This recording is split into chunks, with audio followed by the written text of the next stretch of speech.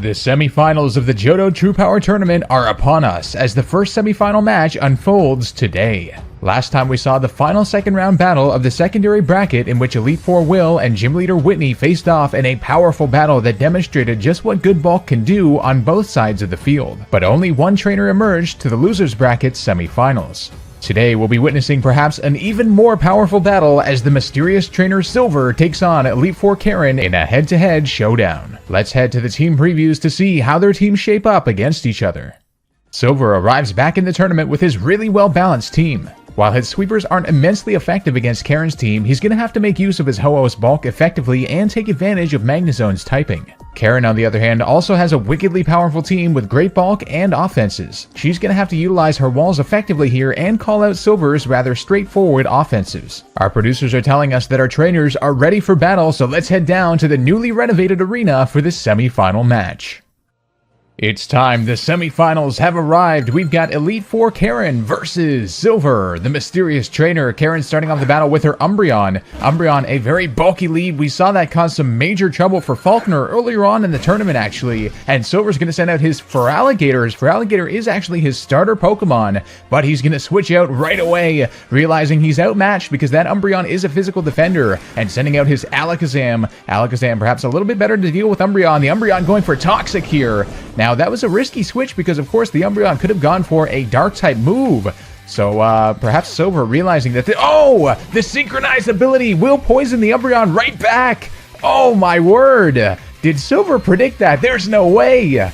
What a play there from Silver. If that was a prediction, man, oh man, I'm trying to wrap my head around that. The synchronize, poisoning the Umbreon, getting done what Falkner could not. That Umbreon is now on a timer. Man, oh man. Now the Magnezone coming out on the field against the Umbreon. It does have the air balloon, but of course Karen doesn't have many ground type moves. Here comes the foul play.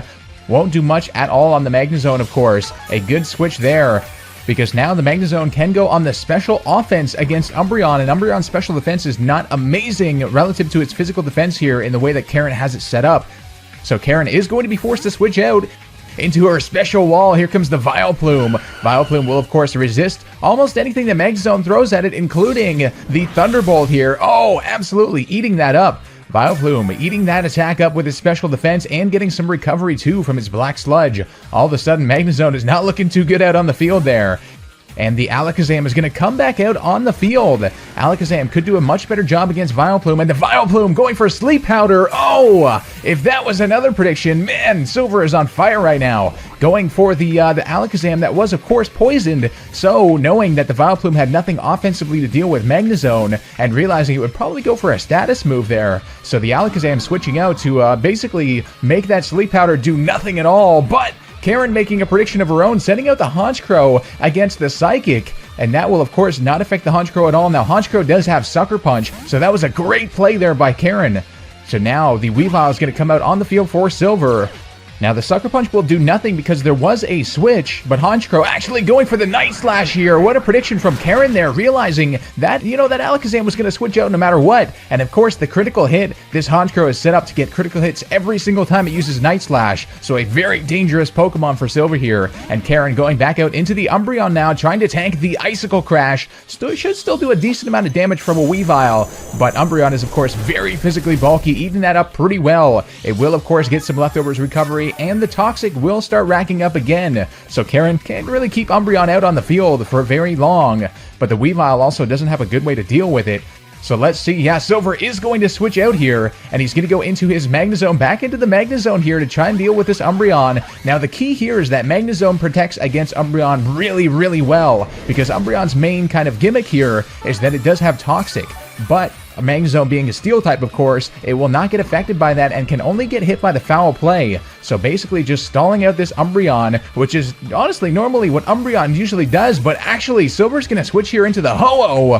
Whoa, what a switch that is. A very, very interesting taking of initiative, but however, Karen is switching into the Vileplume here. Oh my word! So perhaps Silver, realizing that Karen was inevitably going to switch, didn't want to take much poison damage into the Ho-Oh, and all of a sudden, now the Ho-Oh has a free switch on the field, and now the Houndoom coming out from Karen, knowing she has to switch out there, and oh, what a genius play that was! The Sacred Fire, knowing that the Fire move would likely be coming on the Vileplume, switching out Houndoom, which does have the Flash Fire ability. Now Houndoom can't take advantage of that in terms of its fire moves, because Ho-Oh is of course going to tank those quite easily, but now, oh, the Ho-Oh going for the Earthquake, and Karen, another 900 IQ prediction, sending out the Honchkrow, which will not be affected by the Earthquake, and now gets a critical hit, Night Slash off on the Ho-Oh, doing a good amount of damage, and now the Sacred Fire, though, on the Honchkrow does survive, but it does get the burn, too. The burn on the Honchkrow is very crucial there. That was a very, very lucky play from that Ho-Oh. The Honchkrow will survive the turn, however,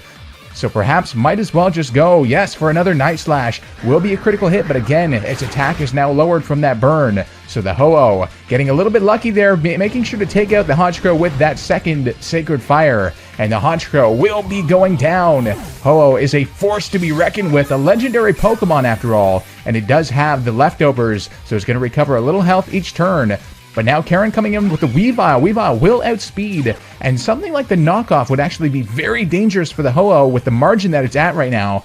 And the key is here, Ho-Oh does have the Regenerator ability, so when it's switched out, it will gain a huge amount of its health back. That is key there. Weavile perhaps knowing that and going for the knockoff now on the Magnezone. And the Magnezone looks like it might just be sacked by Silver. Realizing, you know, it might survive the knockoff, doesn't have an item anymore, but of course the second one, the Weavile is going to outspeed. But not wanting to take a knockoff on any other of his Pokemon, that is for sure. Now the Feraligatr coming out. Weavile will outspeed with the knockoff. That should do a good amount of damage there. Over half on the Feraligatr. Feraligatr now able to respond with Liquidation. That should do a good amount of damage on Weavile. Let's see. Yes, about 3/4.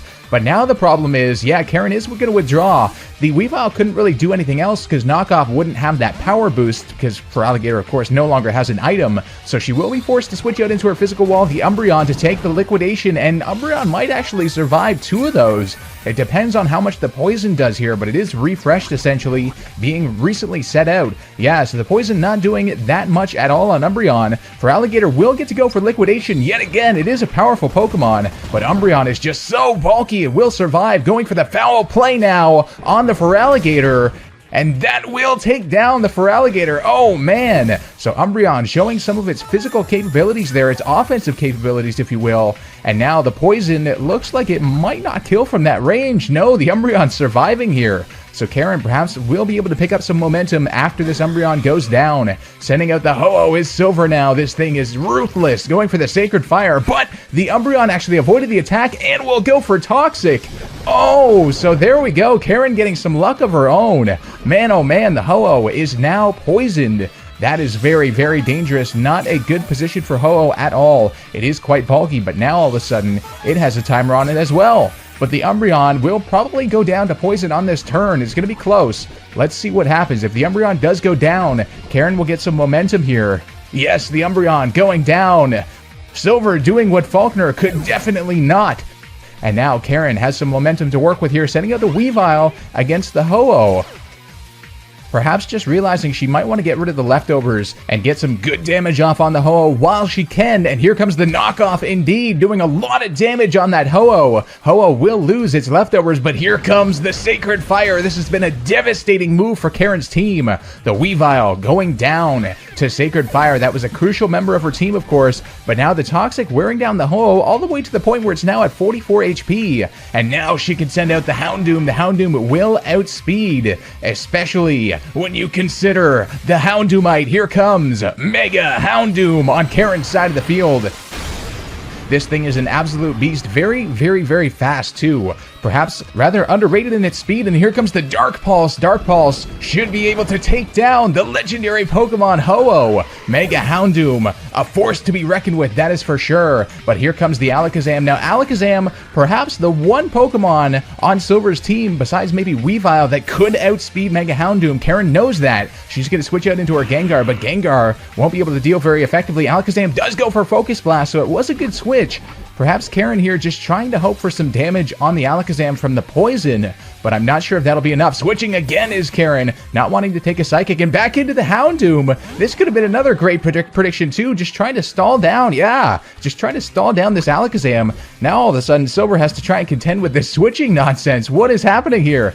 Alakazam going for the Focus Blast, calling the bluff though. Karen trying to switch it up on him, but the Focus Blast will take down the Mega Houndoom in one attack. Are you kidding me? This Alakazam is a force to be reckoned with, so powerful and so speedy too.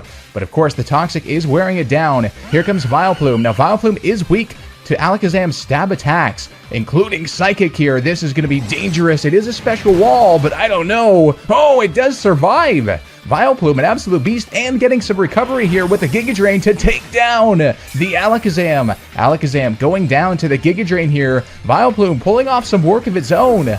But now, Silver does have two sweepers in the back, whereas Karen has Vileplume and Gengar to go. Here comes the Weavile. Weavile, a threat on both sides of the field here tonight.